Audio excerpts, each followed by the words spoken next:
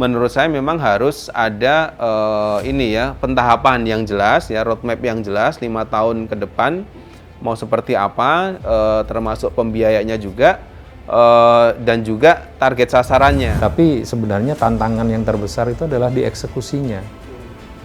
Anda bisa bayangkan kalau 100% sudah terjangkau, itu 82,9 juta anak tiap hari diberi makan, ya kan? Diberi makan siang. Inilah repotnya kalau kita cuma membaca headlines. Oke, yuk kita telusuri negara-negara yang katanya memberikan makanan gratis kepada masyarakatnya. Boleh nggak kita lihat dapurnya ada di mana?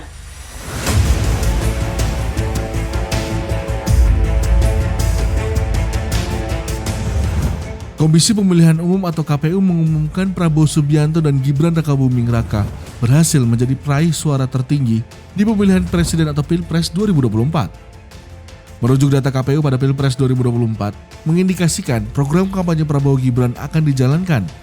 Salah satunya, program makan siang gratis, sebuah kampanye politik yang berhasil menyita perhatian publik.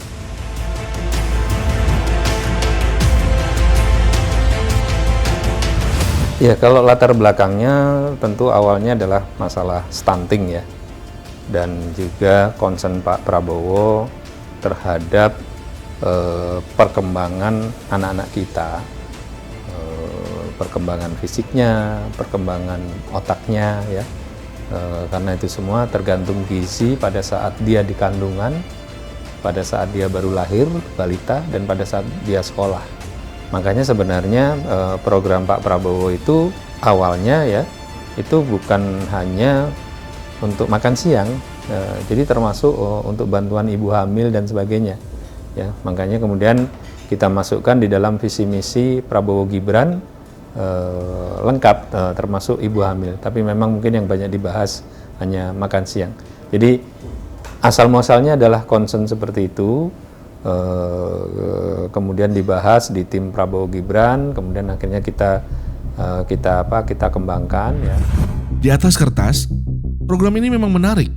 Akan tetapi, apakah program yang bernilai 400-an triliun rupiah ini mudah diimplementasikan? Ada sejumlah adagium yang berkembang setelah bergulirnya wacana program ini. Contohnya, seperti yang pernah diungkapkan ekonom penerima Nobel Milton Friedman yang mengatakan no free lunch, alias tidak ada makan siang gratis. Ada yang harus dibayar negara untuk program yang punya visi mensejahterakan dan mencerdaskan bangsa ini. Pertama, kebutuhan anggaran jumbo. Anggaran program makan siang gratis dianggap akan membebani APBN. Belum lagi, persoalan jadi proyek bancaan alias rawan potensi penyimpangan. Terlebih lagi, ruang fiskal dari APBN tidak luas untuk merealisasikan pemberian makanan gratis ini. Sebagian besar ini merupakan belanja yang sudah terikat ya, untuk transfer ke daerah, untuk anggaran pendidikan, kesehatan, bayar bunga utang ya, termasuk juga belanja operasional dan gaji pegawai. Nah, kalau itu di total itu sudah lebih dari 73%. Jadi sisa ruang fiskal yang masih bisa di quote and quote di realokasi ya, itu sebetulnya tidak lebih dari sekitar 25-26%. Menurut Eko, harus ada pembagian tahapan yang jelas dari segi aspek pembiayaan program ini. Karena APBN tak cukup lentur dalam pendanaan, muncul wacana pengalihan berbagai macam subsidi demi makan siang gratis. Hal itu pun diamini Nusron Wahid, Sekretaris TKN Prabowo Gibran.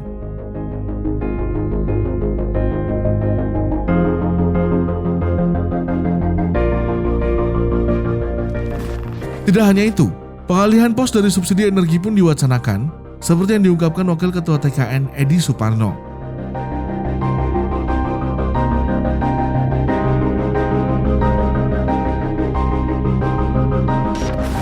Ya menurut saya sih, pun misalkan mau dilakukan realokasi, harus benar-benar dilihat impact dari ketika satu ditiadakan, itu apakah akan menimbulkan efek ekonomi kepada keseluruhan begitu. Selain wacana pengalihan pos subsidi, muncul pula wacana pengalihan dana bantuan operasional sekolah atau BOS demi memuluskan program ini. Jadi kalau toh harus TK, SD, PAUD dan sampai SD ya untuk makan siang gratis, itu perlu dipertimbangkan apakah perlu setiap hari atau seminggu 2 kali, dan tentu saja tidak tepat. Ngambil dana BOS itu sangat tidak tepat. Wacana pengalihan pembiayaan dari pos anggaran lain terutama energi dan pendidikan pun dibantah Derajat Wibowo. Menurutnya, hal itu bukan rencana Prabowo Gibran. Jadi kalau yang kita bahas adalah program ini dibiayai dari penerimaan baru, ya, bukan dari pengalihan pos anggaran yang sudah ada sebelumnya. Itu yang kita bahas. Makanya di dalam visi misi Prabowo Gibran itu ada pembentukan Badan Penerimaan Negara.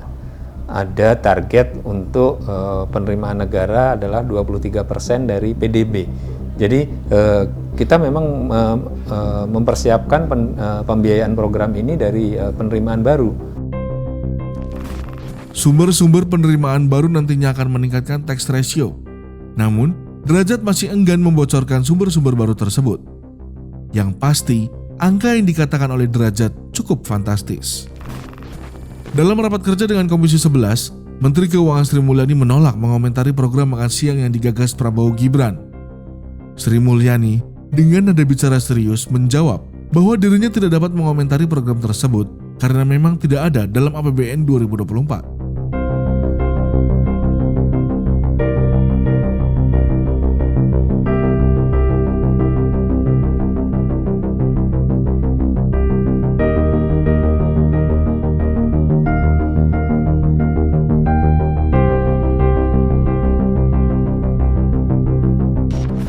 Tantangan tidak hanya dari sisi fiskal, tetapi juga ranah teknis implementasi program makan siang gratis. Salah satunya soal hal efisiensi monitoring dan manajemen. Yang kedua, kerumitan di lapangan saya rasa memang akan ditemui ya dari tadi kualitas makanan, distribusinya. Telat 1 jam aja anaknya jadi lapar gitu ya, misalkan kan gitu. Dan lain-lain, mungkin itu jadi tantangan nanti di lapangan ya. Gitu. Selain itu, bisa saja program ini juga malah menambah impor bahan pangan dari negara lain, sehingga akan merugikan penduduk sendiri, utamanya petani. Hal ini berarti ada peluang permintaan pangan tetap untuk siswa sebanyak itu. Padahal, ketersediaan stok bahan pangan juga dipengaruhi oleh musim. Sebenarnya, program serupa pernah dicanangkan pada 2013. Saat itu, sejumlah catatan mengemuka, diantaranya soal pengucuran dana yang tidak lancar, hingga kesiapan para pelaku di lapangan terkait dengan gizi makanan yang jauh di bawah standar rekomendasi. Terlepas dari semua itu, program makan siang gratis ini juga mendapat pandangan kritis dari pakar gizi. Inilah repotnya kalau kita cuma membaca headlines. Oke, yuk kita telusuri negara-negara yang katanya memberikan makanan gratis kepada masyarakatnya. Boleh nggak kita lihat dapurnya ada di mana? Kita bicara tentang efektivitasnya. Ya, dan yang nomor 5, apakah menyedot? Nah ini, apakah menyedot dari dana-dana urgent lainnya?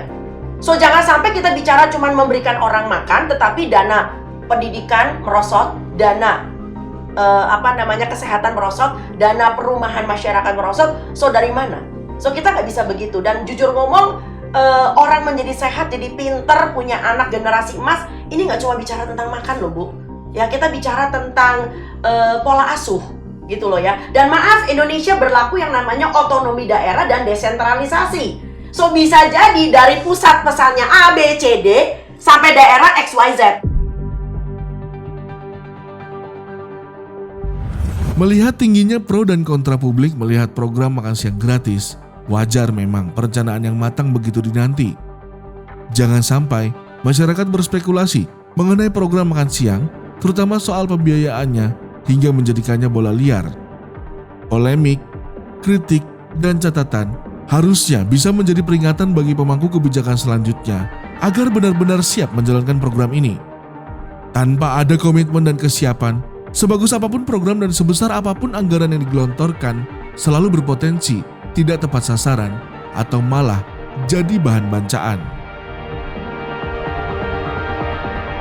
Tapi sebenarnya tantangan yang terbesar itu adalah di eksekusinya. Anda bisa bayangkan kalau 100% sudah terjangkau, itu 82,9 juta anak tiap hari diberi makan, ya kan? Diberi makan siang, kemudian Anda bisa bayangkan bagaimana misalkan untuk menjamin di daerah terpencil itu apakah daging ayam ada di situ, rantai pasoknya ada enggak, ya.